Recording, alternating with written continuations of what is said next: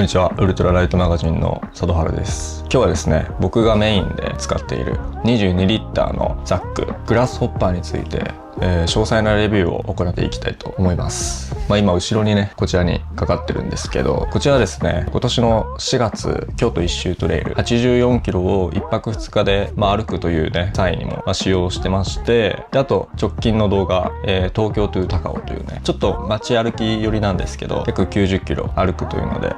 使用しました。ちょっとね動画長くなるかもしれないんですけど、構造から実際の使い方まで、詳しく説明していきたいと思います。僕自身ね、メインで使ってるというのもあって、かなり魅力はすごく多いんですけど、可愛い見た目だけで選ぶと想像と違う可能性もあるかもみたいな、そういう触れ込みで話していきたいと思います。僕が最初にこのザックについて、持っていた、印象というかね、解釈なんですけど、最初は街でも山でも、使えるようなね、なんかそういったザックだと思ってました。で、どちらにも振り切らずに、間を取ったような設計に思えた。それが長所であり、悪く言えばなんか曖昧みたいな、そういう感じだとね、思ってました。なんですけど、実際には、かなり用途と前提が、明確である、そういったザックだと今は思ってます。導入としてまとめますと、見た目だけで買うと、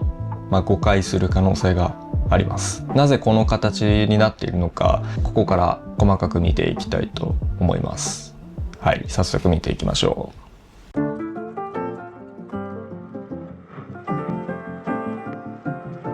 はい、まずね、ザックを見ていく前に軽くブランド紹介をしたいと思います。僕もね、なんか詳しくは知らなかったんですけど、こちらのザックメドウフィジックスというメーカーから出てます。メドウフィジックスは、ジョン・ザホーリアン、通称ジョン・ズィーが手掛ける UL ギアブランド。ジョン・ズィーはアメリカのロングトレイルを歩いてきた経験豊富なハイカーです。トリプルクラウナーみたいですね。3大トレイル、AT、PCT、CDT を歩いているようですね。そして、ジョン Z、パランテパックスの立ち上げにも関わっています。アンドリューと一緒に、パランテを作った人物であるということで、今はね、パランテからは離れているみたいなんですけど、メドウフィジックスは、ジョン個人の経験や現在の興味が強く反映された小規模なプロジェクトということで、いいですね、小規模なプロジェクト。もうまさにね、サイトもそんな感じでめっちゃかっこいいんですよ。で、まずここの公式的な位置づけ、見ていきましょう。グラスホッパーはスクールバッグのような形にスルーハイク向けの機能を合わせた22リッターのザックということで、よくね検索すると言われてるのが、ジャンスポのようなね、見た目なんだけどパワフルみたいな風な触れ込みで、レビューされてたりします。そしてスクールバッグから着想を得た形、効率的なスルーハイク向け機能を組み合わせている、その見た目を持っているにもかかわらず、機能が合わさっていると。街と山の兼用ザックではなく、デイパックに見える、バックパッキング用ザックということで、最初にお話しした通り、本当に僕もね、見た目からなんか街でも山でも使える中間的な製品だと思ってたんですけど、実際に公式の説明ではね、最初からバックパッキング用として位置づけられていて、別に街でも山でも使えるよという文言はね、使われてないみたいですね。はい、ここからはですね、グラスホッパーのディティールを実際に見ていこうと思います。最初に届いて僕が思ったのは、思ったより大きいなっていうのはやっぱり思いましたね。22リッターなんでね、普段使いのデイパックとして、購入してしまうと、かなり大きいかなと思いますね。結構物が入ってないとこのザックぺしゃんこになるんですよね。多分デイパックで使おうとしたらこういう感じでちょっと格好悪くなっちゃうかな。オーバーナイト用のザックだと考える方が妥当だと思います。まず一つ目の、注意するポイントというかね、デイパックではないよというところですね。あと生地はですね、一応リップストップ生地にはなってるんですけど、防水性はね全くない、多少の撥水性はあるかもしれないんですけど、一般的な UL ザックよりも、背が低いですね。その代わりに結構ね奥行きがあるというかね、そして、この形状丸っこい形状なので、下までね幅が残ったような形になってますね。下に向かって広がっているといった感じですね。なぜこの形になっているのかについてはちょっと後半で詳しく説明したいと思います。はい、そして開閉部がねこうやって、一般的な、スクールバッグのような形でこうやって大きくついてますね。はい、ロールトップ式ではなくてジッパーを採用しています。はい、こちらはパランテのデザートバッグ。一般的なこういったロールトップであれば荷物量に合わせて、ザックを小さくすることができます。こうやってね巻いて留めるんですけど、で荷物をね上からコンプレッションするような形で、ブレを軽減してくれる。さらには生地にもよるんですけど、開口部からの水のね侵入がほぼほぼなくなるという形になってます。ロールトップの一番の利点は、容量に合わせてどんどん小さくすることができるという点ですね。はい、それに対してグラスホッパーは小さくすることができないザックなんですね。はい、続いては内部ですね。かなり開口部は広いですよね。もうザックの全体の6割ぐらい開くことができます。それぐらい大きな開口部になっていて、内部を非常に見渡しやすい。奥のものもね簡単に取れるし、物もすぐ放り込める。そして中にはですね背面パッドがこう取り付けられてるんですね。はい、これを取り出して、山座布団のようにもすることができるんですけど、これもねかなり取り出しやすい、しかも差し込みやすいって形になってます。こういったループを取り付けることができます。でこれを外してあげて、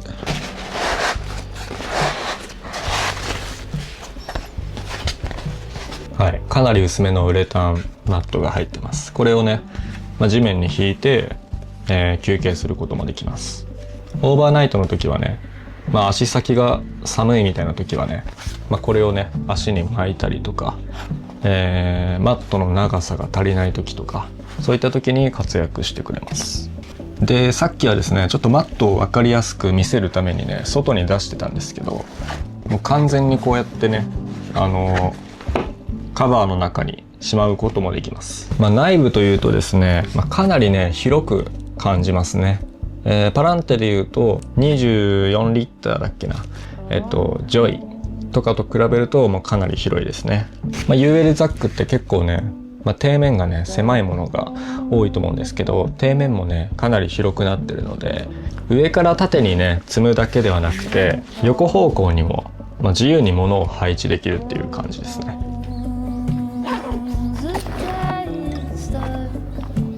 はい、外側のポケットを見ていきたいと思います。まずねサイドポケット、最近の UL ザックでよくあるね、メッシュのポケットになってます。ここにはですね、細身のペットボトルだったら2本ぐらい入るかもしれないです。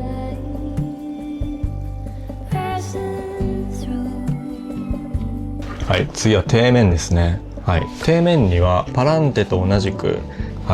行動食とかね入れれるポケットがついてます。これがねめちゃくちゃ便利なんですよね。歩きながら行動食をね、簡単に取り出したり。グラスホッパーは底面が一番広くなっています。おのずと底面のポケットもかなり大容量になってます。右側からね基本的に手を入れるんですけど、この左側もねちょっとだけここに穴があります。ここからねバーを取り出したり、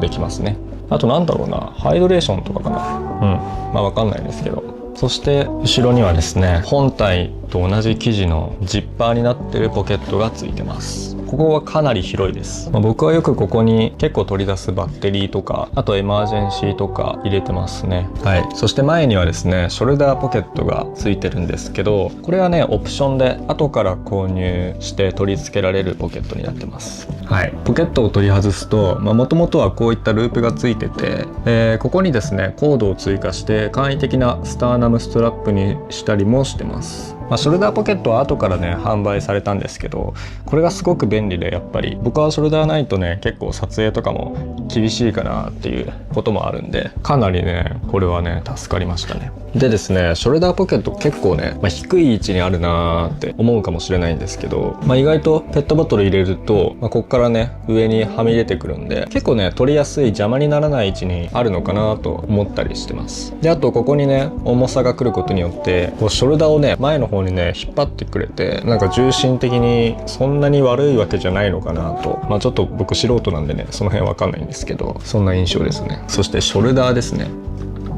結構ね硬いです。ショルダーが紹介するんですけど、結構ねこのね厚めなんですよ、こういう風に。そしてめっちゃ硬いです。なんていうのかな、エバニューの FP マットみたいな硬さの分厚いのが入ってるみたいな、そういうイメージですね。もうね構造的にはもう見てわかるように、もうただの直線だし、もう本当にもうスクールバッグと何ら変わらないので、なんかパターン的になんか人体に沿ってるとか、機能的にね設計されてるっていうわけではないですね。でシ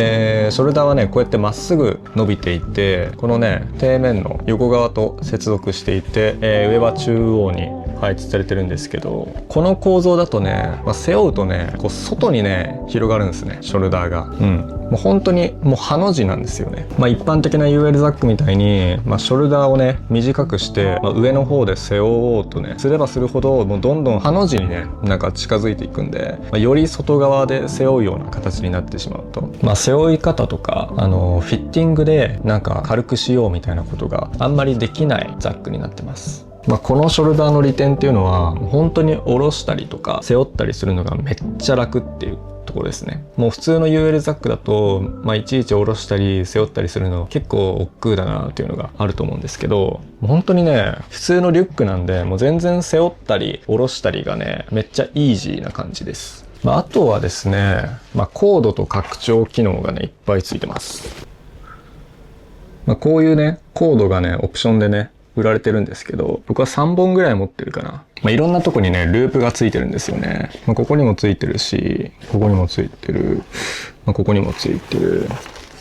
あとこういったとこにもついてますね。いろんなとこにループがついてるんで、そこにねこういうコードを取り付けて、自分で拡張して、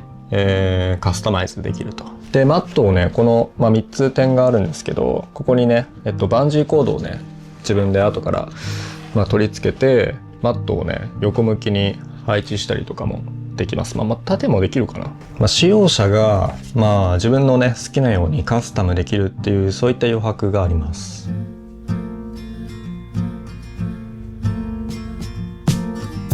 はい、この辺が、グラスホッパーと合わせて使ってる、アクセサリーですね。ちなみに僕はいつもザックに、こういうねコンパスと、温度計が一体型になっているものを取り付けています。これは3コンパスというところから出ているものですね。実行になっています。この手のものは、各社 OEM でいろんなものが出ているので、自分の好きなものを選んでいけばいいと思います。裏にはですね、体感温度についての表がついてますね。風速で何度に感じるみたいなね、そういうのが書いてます。はい、こちら僕のトレッキングポールですね。ゴッサマーギアの LT5 というトレッキングポールです。このように取り付けていきます。公式サイトの画像でも LT5 を使用されてたんですけど、このままですとこれ外側にね倒れていっちゃうんですよね。こういう感じで。なので一緒にボトルを入れてあげるのが必須になってきます。LT5 を使ってはいるんですけど、長さがやっぱあるんで、3セクションとかなんか短くなるね、トレッキングポール、長さ調整はできないんですけど、そういうのを使ってあげるとね、より相性はいいかなと。僕はちょっとね物の数を減らしたいってことなんで、トレッキングポールは今これ一つしか持ってないです。防水面に関しては、こういうねビニールの、これはヤマト道のパックライナーですけど、結構ね広めのパックライナーを合わせてあげてます。で外側のポケットには、こういうね防水の、サックをね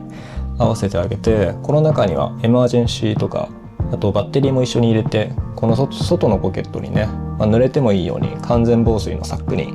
入れてます。この中にちょうどぴったりなんですよね。こちらはギアエイドの、ヒーロークリップミニバックハンガーですね。カラビナとしても使えるんで。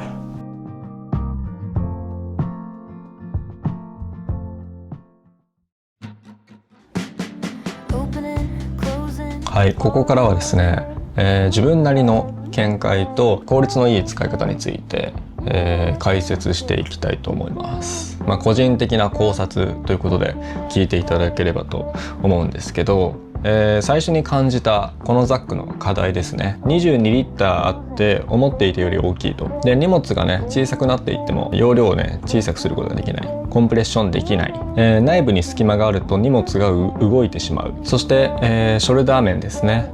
背負い方だけで重心を調節する機能も少ないということです。ここから、コンプレッションできないことは明確な課題として認めるとして、なぜロールトップではないのかをちょっとね考えていきたいと思うんですけど、グラスホッパーは、本体自体に、防水性をねあんまり期待してないっていうのが、あると思います。UL ザックでは、主に、そんなに防水性の高い生地っていうのはね使わないんですね。ザックカバーも使わない。でどうするのかといったら、ザックの中でパックライナーを使用して濡らしたくないものを守るという風になってますね。防水を別の方法で管理するなら、ロールトップの優先度は一つ下がります。その代わりにこのザックが得てるのは、ジッパーで大きく開く、必要なものをすぐ取り出せる、背面パッドにもアクセスしやすいということで、つまり防水性とコンプレッションを減らしてアクセスの速さを選んだのではないかと考えています。で、実質的にコンプレッションできない問題はどうするのかというと、そこはねパッキングで解決していくというのがいいのかなと思ってます。外からコンプレッションできないのであれば、内側から空間を埋めてしまえばいいということで、グラスホッパーは22リッター基本的にオーバーナイト用なんですね。シュラフがだいたい入ってると思うので、隙間を埋めるために余計なものをね持つ必要はなくて、シュラフをねふわっとさせて、パッキングしていけばいいのかなと思ってます。今ねシュラフ一応ね入ってるんですけど、ここに入ってるのは夏山用のねシュラフなんですけど、これ1個で結構ね多くの部分をね満たすことができますね。はい、パッキングとしては、最初は普通にパッキングして、2日目3日目と荷物が小さくなってきた時に、シュラフをスタッフサックで限界まで小さくはせずふわっとさせて、一番奥ザックの底面に入れてあげる。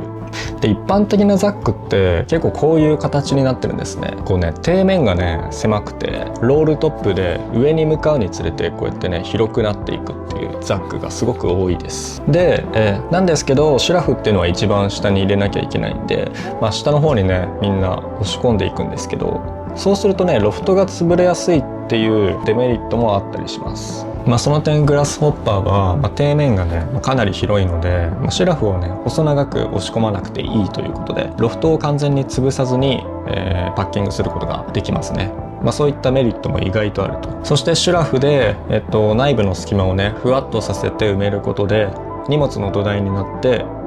ブレも抑えられると。こういったね下の方が狭いザック、結局ね一番下にシュラフを入れるような突き詰めたパッキングであれば、この形状ってそこまで利点が高くないんじゃないかなと思ったりもしました。シュラフの方がね体積ありますし、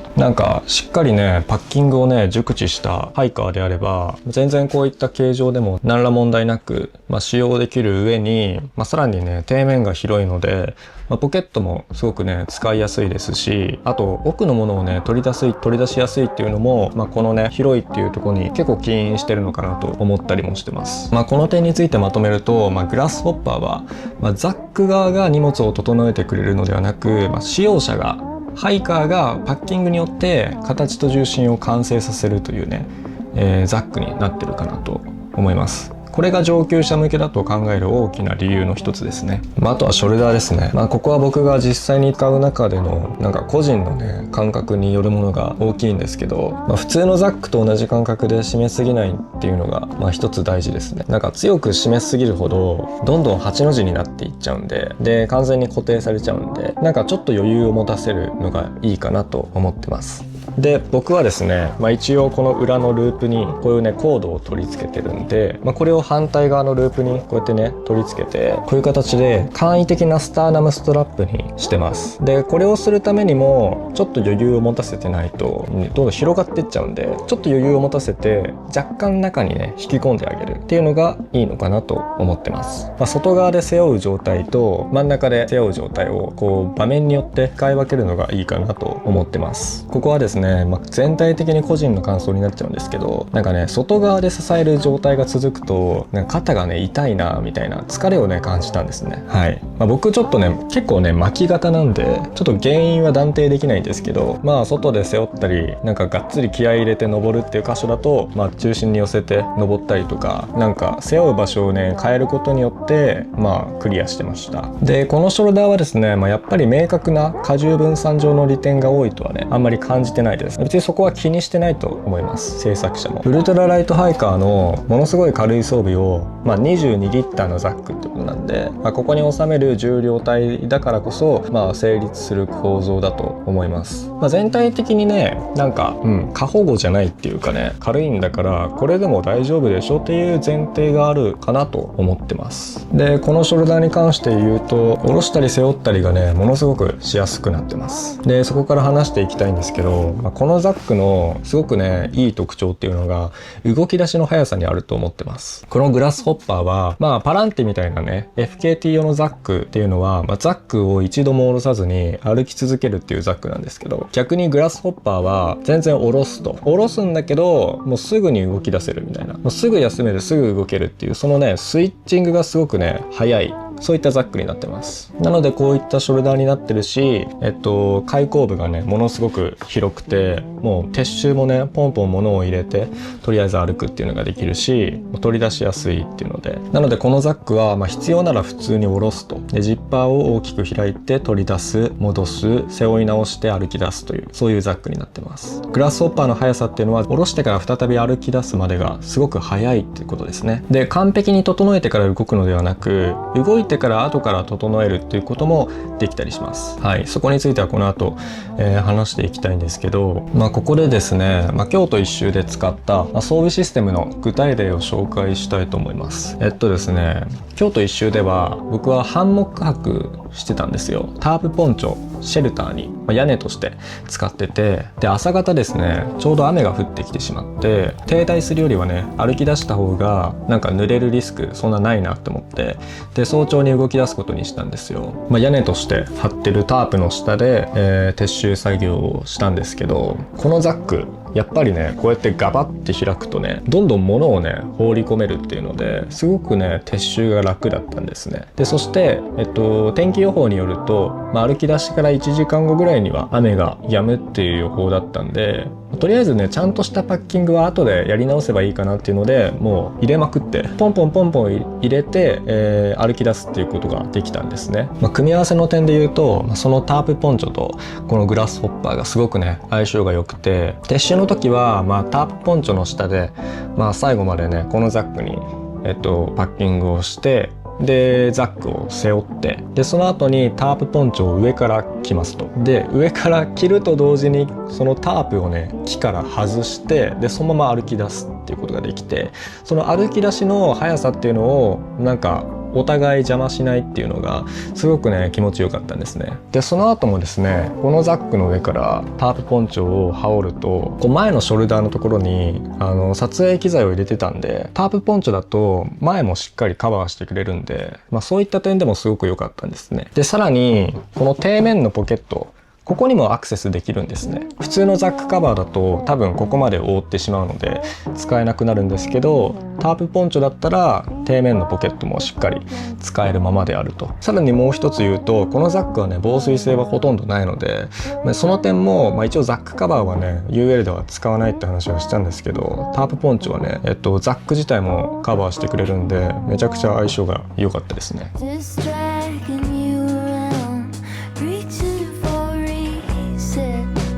はい、それではまとめていきたいと思います。グラスホッパーはどんなザックであるか。一見デイパックのように見える22リッターの UL オーバーナイトザック。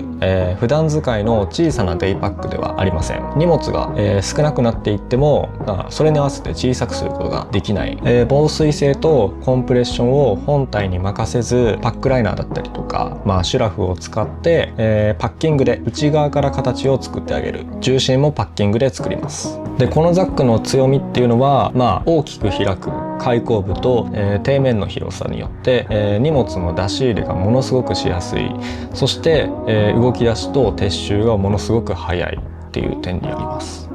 そして可愛い見た目に反して、かなり上級者向けという僕なりの考えになってます。一言でまとめるなら、パッキングを理解した人が自分で完成させる UL オーバーナイトザック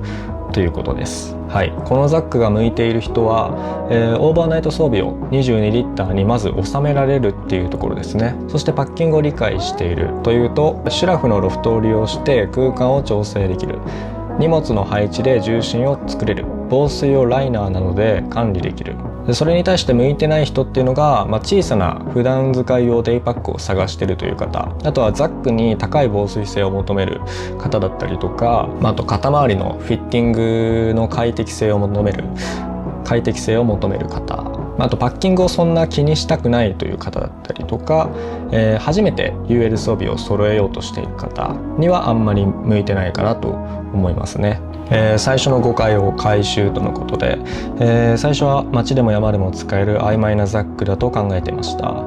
なんですけど、実際には山でのオーバーナイトとパッキングを明確に前提としています。曖昧だったのではなくて、自分がまだ、ちゃんとね理解できていなかったというところです。ただし最初に考えてた街でも山でも使えるっていうのが完全に間違いだったわけではありません。このザックを使ってどういうことをしていきたいか、自分なりの想定を話していくと、1日、街を観光して、そのまま宿泊で次の日は山に行くみたいなね、そんな街と山をね往復するような遊び方をちょっとこのザックでしてみたいなと思ってます。やっぱり、このザック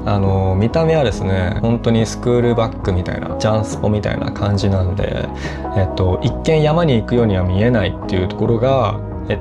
街と山とっていう参考にすごく向いてるのかなと思ってますね。僕最近公開した、東京トヨタ川という動画でもグラスホッパーを使ってるんですけど、あとこういうね、山に行くようには見えないウェアとか、そういうものとね相性がいいかなと思ったりしてます。僕はちょっとステルスハイカーって呼んでるんですけど、この人絶対この格好だったら山は行かないよなみたいな、そういう格好で実は山に行くみたいなね、そういうスタイルにもグラスホッパーすごく向いてるのかなと思いますね。なので最後の着地としては、街にも山にも中途半端に使えるザックではなくて、持ち物を絞り自分でパッキングを組むことで、街から山まで一つの旅としてつなげられるザックになってます。ということで結構長々とね話してきたんですけど、いかがだったでしょうか。そうですね、個人的には、最近結構 UL 関連の本を結構読んでて、グランマ・ゲートウッドっていう方が、いらっしゃる、知ってる方は知ってると思うんですけど、彼女が持ってたのってザックじゃなくて普通の布袋なんですよ。肩に担いでそれを担いで歩いたみたいなね、そういう逸話があったりとか、UL のね先駆者であるレイ・ジャーディンはザックを片方だけにかけて歩いて、右が疲れたら左に変えて歩いてみたいなことをねしてるらしいんです。なので、最近の UL ザック、アルパインのねザックとかと比べたらだいぶ簡易的ではあると思うんですけど、なんだかんだ言って結構ね機能的にいいものがある一方、過保護だったりもするのかなというか、過保護というかね、そういったメーカーの親切さが、なくてもパッキングとかで工夫して、なんとかなったりする場面も結構あるのかなっていうふうに考えましたね。そういった意味では、本当の意味でウルトラライトな、ザックなのかもしれないと、ちょっとね今回の動画を撮ってそういう風に感じました。というわけで、今回の動画が参考になったという方はいいねとチャンネル登録もよろしくお願いいたします。間々でねちょっと紹介してる、アクセサリーだったりとか、このザックと一緒にね合わせて使ったりしてるものだったりとか、概要欄の方に載せてますので、ぜひそちらのリンクから確認してみてください。というわけで結構長くなっちゃったと思うんですけど、今日はこの辺で。それではまた次の夢で。